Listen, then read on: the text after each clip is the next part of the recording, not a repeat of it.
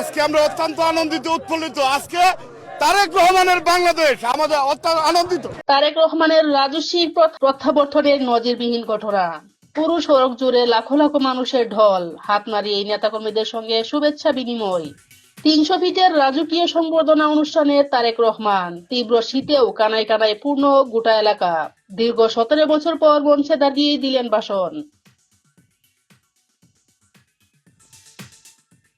বিমানবন্দর থেকে বেরিয়ে জুতা খুলে দেশের মাটি ছুঁয়ে দেখলেন তারেক রহমান। নজিরবিহীন নিরাপত্তা বলয়ে তাকে সভাস্থলে নিয়ে যাওয়া হয়। ঐতিহাসিক সংবর্ধনা অনুষ্ঠান শেষে মায়ের কাছে ছুটে যাবেন তারেক রহমান। এবার কি আর খালেদা জিয়ার সঙ্গে সাক্ষাতের পর ফিরবেন ফিরোজায়। তারেক রহমানের গুলশানের বাড়িতে নিরাপত্তা জোরদার। পুলিশ ও সিএসএফএল প্রটোকলের ১৯৬ নম্বর বাড়িতে পৌঁছেছেন ডক্টর জুবাইদা ও জাইমা রহমান।